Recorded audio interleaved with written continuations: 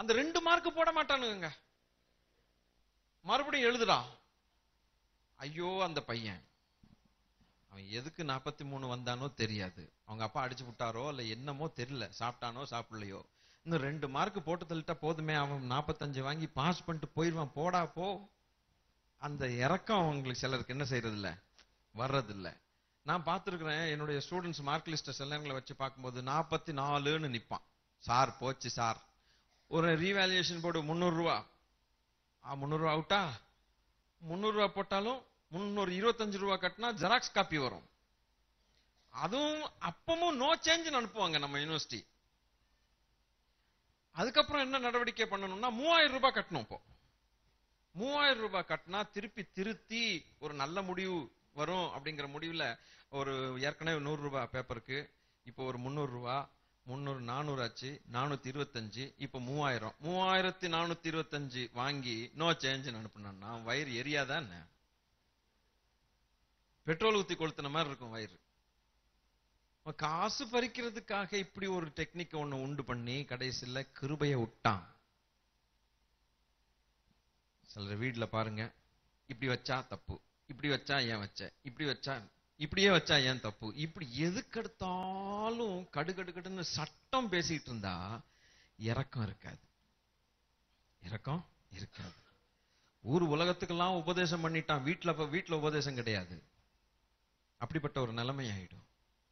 ஆண்டவருடைய பிள்ளைகளே, கர்த்தரால் ஆசீர்வதிக்கப்பட்டவர்களே, கொஞ்சம் கேளுங்க. கிரேஸ் அதுல எல்லாம் அடங்கிருச்சு. கிரேஸ்ல எல்லாம் அடங்கியிருக்கு. இரக்கம் வேணுமா, நீங்க கிரேஸ்க்கு போங்க, கிடைச்சிரும். மன்னிப்பு வேணுமா, கிரேஸ்ல இருக்கு. தயவு வேணுமா, தேவனுடைய கிருபையில இருக்கு. சமாதானம் வேணுமா, தேவனுடைய. அதனாலதான் ஆண்டவர் இயேசு கிறிஸ்துவுக்கு பேர் கிருபையும் சத்தியமும் நிறைந்தவராய் நம்ம மத்தியிலே வந்தார் போட்டு. கடுகடுன்னு இருக்கும்படிக்கு முகத்தை வச்சுட்டு வரல, அவர் கிரேஸோட வர்றாரு, வந்திருக்கிறார். 43 சரிப்பா போ, இட்ஸ் ஓகே. என்னது? It is okay. சரி போகட்டும் சொல்லி பாருங்க. சரி போட்டோம்னா நீங்க போயிருங்கன்னு அர்த்தம் இல்ல. நிறைய பேர் வாய் திறந்து சொல்ல மாட்டீங்க. சரி போகட்டும் சொல்லுங்க.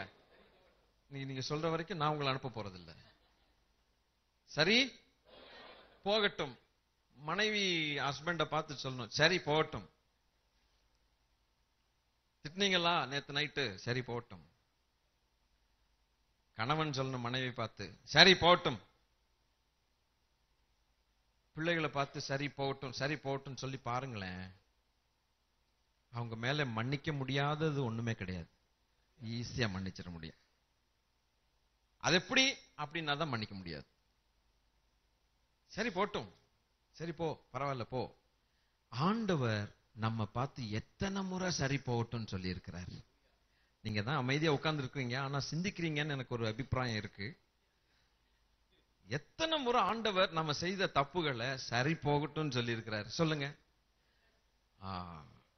ஆனா நம்ம பிள்ளை ஒரு தப்பு பண்ணிருக்கோம், இவர் சரி போகட்டும் சொல்லவே மாட்டார். திருப்பி திருப்பி திருப்பி திருப்பி திருப்பி திருப்பி அவன் பண்ண தப்பையே சொல்லி சொல்லி சொல்லி சொல்லி ஏறிட்டே போகும். என்னைக்கு இறங்குவானோ தெரியாது. கடைசியில் அவங்க பிபி தான் ஏறும். சரீரத்தை கெடுத்துக்கிறது. என் ஆண்டவரோ சரி போகட்டும். அல்லேலூயா. கையும் களவுமா ஒரு விபசார ஸ்திரிய பிடிச்சதுக்கு அப்புறம் மோசேயின் பிரமாணம், ஐயா லா இருக்குயா, லா சட்டம் இருக்கு, உண்மைதான். அது ஆண்டவர் இல்லைன்னு சொல்லல, சட்டம் இருக்கு, உண்மைதான். அந்த லா படி நாங்கள் கொல்ல வேண்டும் ஆகும்னு டயலாக் எல்லாம் பேசிட்டு இருந்தா அந்த மகளுக்கு என்னைக்குத்தான் இரக்கம் காட்டுறது? ஸ்தோத்திரம். என் ஆண்டவர் சொன்ன வார்த்தை, சரி போ, இனி பாவம் செய்யாது. அருமையான ஆண்டவருடைய பிள்ளைகளே, நாம் குற்றவாளிகள் என்று தெரிந்து தான் தேவன் சரி போட்டுன்னு சொல்லி இருக்கிறார். தெரியாம இல்ல. அப்படி சரி போகட்டும் சொன்னதுனால தான் அந்த கிருபையில தான் நமக்கு சுதந்திரம் கிடைக்குது. இப்ப உங்களுக்கு விளங்கிருச்சா? அந்த கிரேஸ்ல தான் நமக்கு என்ன கிடைக்குது? சுதந்திரம் கிடைக்குது. எல்லாருமே பெர்ஃபெக்ட் கிடையாது. ஆண்டவர் பார்வையில பர்ஃபெக்ட் சொல்லக்கூடிய ஒரு ஆளும் இல்லை. நன்றாக கவனிங்க. தவறுகள் இல்லாதவர்கள் இல்லை, குறைபாடுகள் இல்லாதவர்கள் இல்லை. எல்லாம் தேவனுடைய பார்வையில குறைபாடுகள் உண்டுதான். அவர் சரி போகட்டும்னு ஒரு வார்த்தை சொல்லலைன்னா, அவர் சட்டத்தை மாத்திரம் பார்த்து அதன்படி நின்னார்னா நம்மள ஒருத்தன் கூட தப்பிக்க முடியாது, இன்க்ளூடிங் மீ. ஒரு ஆள் கூட தப்பிக்க முடியாது. அதையும் மீறி கிரேஸ் மார்க்கையும் கொடுத்து, கிரேஸ் மார்க் மேல இன்னொரு 10 மார்க்கையும் கூட்டி கொடுத்து 50 ஆக்கி, இவர் எவ்வளவு எடுத்திருக்கிறாரு இப்போ? 43 எடுத்தவரை இப்போ 50 ஆக்கி, மார்க் ஷீட் வரும்போது அவன் என்ன சொல்றான் தெரியுமா? நான் படிச்சேன், நான் பாஸ் பண்ணேன் அப்படிங்கிறான். ஏய், உனக்கு பின்னால நடத்த சரித்திரம் தெரியுமா? கதை தெரியுமா? உனக்கு தெரியாது. அவர் யாரோ ஒரு திருத்தின ஒரு பாவம் இரக்கமா இருந்து என்ன செஞ்சிட்டாரு? பாஸ் பண்ணது மாத்திரம் இல்ல, இன்னொரு 10 கொடுத்து சந்தோஷப்படுத்தும் அந்த பையனை, பாவம் போட்டும் அப்படின்னு சொல்லி ஒரு நல்ல தயாள மனசு வச்சதுனால தான் இன்னைக்கு உன் மார்க் வந்திருக்கல. நீ படிச்சதுனால ஒண்ணும் கிழிக்கல, நீ உனக்கு கிரேஸ் தான் கிடைச்சிருக்கு. அல்லேலூயா. இன்னைக்கு ஒருவேளை நமக்கு நம்ம பேப்பர்லாம் யார் திருத்தினா எப்படி திருத்தினா நமக்கு தெரியாட்டினாலும், நமக்கு கிடைச்ச சுதந்திரம் எப்படி கிடைச்சிருக்கிறதுனால நமக்கு தெரியும். அல்லேலூயா, ஆமென். நமக்கு எப்படி சுதந்திரம் கிடைச்சிருக்குது? பாவிகள் பயங்கர கிருபை. Praise the lord. அல்லேலூயா. இந்த வளாக வட்டத்துக்குள்ள நீங்க வந்த உங்களுக்கு தேவன் அவ்வளவு எனக்கும் சேர்த்து கிருபை தந்திருக்கிறாருன்னு தான் சொல்ல வேணும். இல்லாவிட்ட இங்க வர முடியாது. ஸ்தோத்திரம். You have not come by accident, my dear brother. You have come by the grace of God. கிருபையினால தான் கர்த்தர் உங்களை அழைச்சிட்டு கொண்டு வந்திருக்கிறார், உங்களை என்னையும். ஆக்சிடென்டாக வரல. அப்படி ஆக்சிடென்டாக வரணும்னு சொல்லி வந்தீங்கன்னா இங்க ஊர்ல இருக்கிற அத்தனை பேரும் ஆக்சிடென்ட் அங்க வந்திருப்பான். இல்ல, தேவன் உங்களை அழைத்தார், அழைத்தவர் உண்மை உள்ளவர். ஹல்லேலூயா. இந்த சுதந்திரம் கிரேஸ். இப்போ இது 2வது சான்ஸ் நமக்கு கொண்டாடும்படியாக. முதல் சான்ஸ் என்னது? பரிசுத்தவான்களோட கூட கொண்டு போய் ஃபில்டர்டு ஹோலி பீப்புள்கிட்ட கொண்டு போய் நம்மளை உட்கார வச்சு நமக்கு சந்தோஷம். இப்ப இங்க உட்கார்ந்து இருக்கிறோம், அவ்வளவு பேரையும் கொண்ட கள்ளுக்கடை கும்பல்ல வச்சா எப்படி இருக்கும்? பிச்சுக்கிட்டு வந்துருவோம். ஐயோ அம்மா, அங்க பக்கத்திலே போக மாட்டேன். ஏன்னா அது வேண்டாத கும்பல், நம்மளால இருக்க முடியாது. ஸ்தோத்திரம். ஆனா பரிசுத்தவான்களுடைய ஐக்கியத்தில் நம்ம எவ்வளவு மணி நேரம் வேணா இருக்கலாம். ஆராதனை 1 மணிக்கு வச்சா கூட இருக்கலாம், 2 மணி வரையும் நீட்டினா கூட இருக்கலாம். அவங்களுக்கு புரியல. நீங்க தூங்கிட்டீங்களோ நினைச்சு சொல்லிட்டேன் தெரியாதனமா. அது இன்பமா தான் இருக்கல்லவோ. நாம் கர்த்தருடைய ஆலயத்துக்கு போவோம் என்று சொன்ன பொழுது துக்கமா இருந்தேன் நான் சொல்லி இருக்கு, மகிழ்ச்சியா இருந்தேன். அவனுக்கு அங்கதான் பிடிக்குது. ஸ்தோத்திரம். ஆமா, வெரி வெரி கிளாட். சொல்லிட்டான், 4 பேர் சொல்லிட்டான், அட்டே அப்பா நல்ல வாழ அப்படின்ட்டு கிளம்பிட்டார். நாம் கூட்டத்தோட தேவாலயத்துக்கு போனோமேங்கிறான். யா, இப்படி கூட்டத்தோட தேவாலயத்துக்கு போனோமாயா. அவன் பாடுற பாட்டை பாருங்க. 1000 நாளை பார்க்கலும் உம்முடைய பிரகாரங்களில் செல்லும் கிடைக்குமா அப்படின்னா. அல்லேலூயா. ஸ்தோத்திரம். கூட்டத்தோட தேவாலயத்துக்கு 1000 நாள் பார்க்கிறது காட்டில் மகிழ்ச்சியா இருந்தேன். இப்படியே உம்மை பார்க்க ஆசையா இருந்தேன்னுங்கிறான்.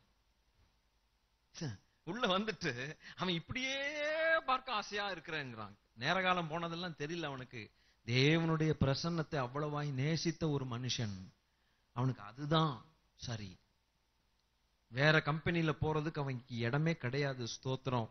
இன்னைக்கு நம்முடைய ஜீவியம் அப்படி வேறு விரிக்கப்பட்டதா இருக்கணும். ஆசையெல்லாம் தேவனுடைய ஆலயமா இருக்கணும். தேவனுடைய முகத்தை பார்க்கணும், அவருடைய சத்தத்தை கேட்கணும், அவரை பாடணும், அவரை கீர்த்தனம் பண்ணணும், அவருக்கு மரியாதையை செலுத்தணும், அவருக்கு ஆராதனை செலுத்தணும். இதுதான் எண்ணமா இருந்தால் பரிசுத்தவான்களுடைய ஐக்கியம் நமக்கு கிடைக்கும் முடிவில். ஹல்லேலூயா. இங்க ஒரு கால் அங்க ஒரு கால்னு வச்சிருந்தா அவன் எங்கேயுமே இருக்க மாட்டான். பரிசுத்தவான்கள் மத்தியிலையும் சேர்த்துக்க மாட்டான், சேர்த்துக்கப்பட முடியாது. குடிகாரங்கள் மத்தியிலும் என்ன செய்ய முடியாது, சேர்த்துக்க மாட்டான். ஏன் பரிசுத்தவான்கள் மத்தியில முடியாதுன்னா இவன் இங்க ரெகுலரா வர்றதில்லை. அவன் சொல்லுவான், எங்க கடைக்கு அவனும் ரெகுலரா வர்றதில்லை, அதனால வேண்டான்றான். அவனுக்கும் ஒரு டிசிப்ளின் இருக்கு, ரெகுலாரிட்டி பாக்குறான்ல, அட்டெண்டன்ஸ் போடுறான்ல. நீ என்ன ஒழுங்கா குடிக்க வர்ற, நீ டெய்லி வரியா, இப்ப போயிடு வெளியில. எங்கேயுமே இருக்க முடியாம போயிடும். ஐயா, ஒரு துண்டு பீடிக்காக, ஒரு துண்டு சிகரெட்டுக்காக பரலோகத்தை இழந்த எத்தனை பரிதாபமான மக்கள் இருக்கிறாங்கிறத நான் திருப்பி உங்களுக்கு ஞாபகப்படுத்த விரும்புகிறேன். ஒரு சின்ன பீடி நிமித்தம் இழந்து போயிட்டாங்க. சே, ஆலயத்துக்கு வந்தவர்கள் தான், டைத்து கொடுத்தவர்கள் தான், எல்லாம் செய்தவர்கள் தான், பாட்டு பாடினவர்கள் தான், பிரசங்கம் பண்ணினவர்கள் தான், தவறாமல் வந்தவர்கள் தான். ஆனால் தங்களுடைய ரகசிய வாழ்க்கையில் அந்த ரகசிய பாவத்தின் நிமித்தம் தள்ளப்பட்டு போனவர்கள் இருக்கிறார்கள். எவ்வளவு பரிதாபம். பரிசுத்தவான்களுடைய ஐக்கியம் நமக்கு கிடைக்கணும். ஸ்தோத்திரம். இன்னைக்கு உட்கார்ந்து என்னை கேட்டுக்கிட்டு இருக்கிறீங்க, நான் பேச நீங்க கேட்டுக்கிட்டு இருக்கீங்க. கொஞ்சம் செக் பண்ணி பாருங்க, அந்த பரிசுத்தவான்களுடைய சுதந்திரம் எனக்கு கிடைக்குமா அப்படின்னு நீங்களே ஒரு கேள்வி போட்டு பாருங்க. நான் ஒன்னும் சொல்ல வேண்டிய அவசியம் இல்லை, ஏன்னா உங்களை பத்தி எனக்கு ஒன்றும் தெரியாது. ஒரு கேள்வி போட்டு பார்ப்பேன், என்னை நானே இப்ப கேட்கணும். அந்த பரிசுத்தவான்களுடைய கூட்டத்தில் நான் இருப்பேனா?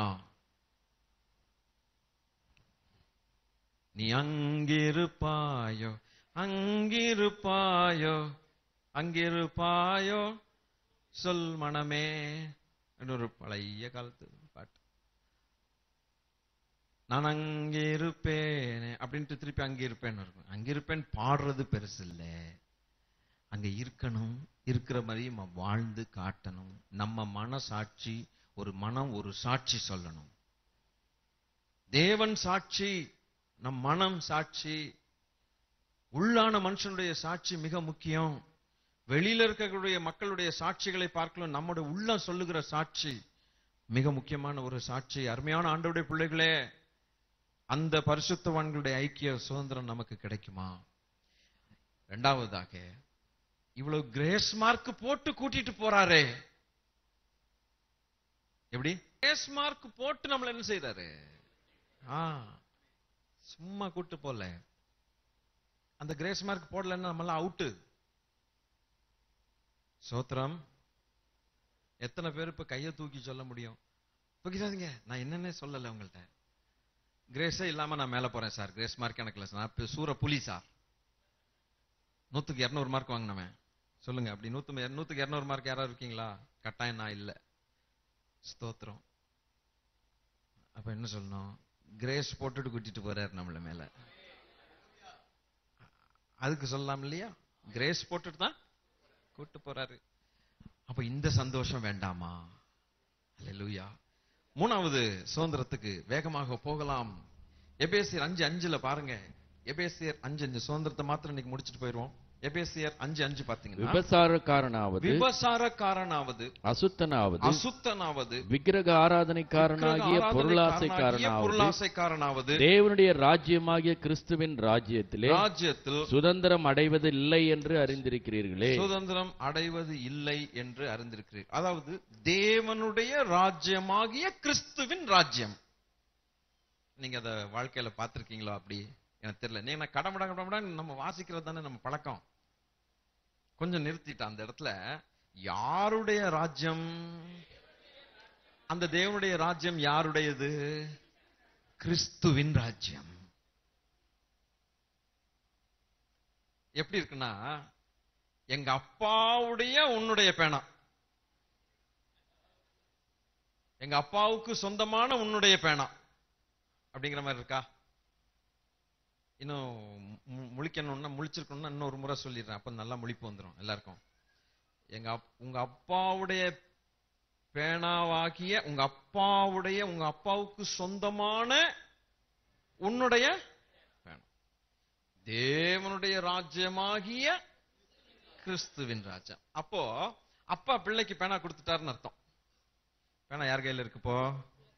பிள்ளைக்கு. அந்த பேனா யாருக்கு சொந்தம்? அப்பாவுக்கு சொந்தம். எப்படி இருக்குது? அப்ப அப்பாவும் பிள்ளையும் ஒண்ணுதாங்கிற மாதிரி இருக்கு. பிள்ளை சொல்லும் இது என் பேனான்னு சொல்லும், ஆனா உண்மையா பார்த்தா உங்க அப்பாவுடைய பேனா. என் பேனான்னு சொன்னதுனால அப்பா கோவப்பட மாட்டார். ஆமாடா, அது என் பேனா இருந்தாலும் உன் பேனா தான், உனக்கு கொடுத்துட்டு அது ஒன்று தான். ஆனா அவன் என்ன சொல்லுவான்? அப்பா இது எந்த இல்ல, உங்களுக்கு தான் நான் வச்சிருக்கேன்னு சொல்லுவான். எப்படி இருக்கு? புரிஞ்சா? இதுக்கு மேல புரியணும்னா நான் ஒரு டம்ளர் தண்ணி குடிக்கணும்.